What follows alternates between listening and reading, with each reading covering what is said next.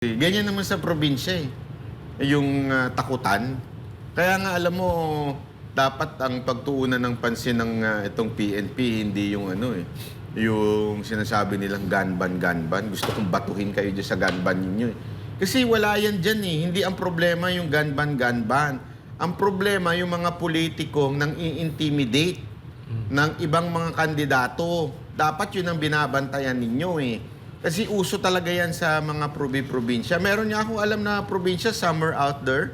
Somewhere out there, ha? Oo, yung summer out there na talagang pag yung mga kasunod, puro kamag-anak, kapatid, pag may pumasok na iba, talagang babantaan kung o kaya papatayin. May ganun. Sa probinsya, dapat yun ang binabantayan.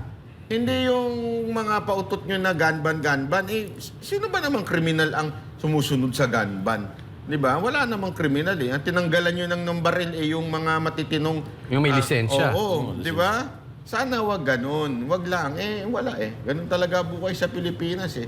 Wala, lugi ka talaga dito eh.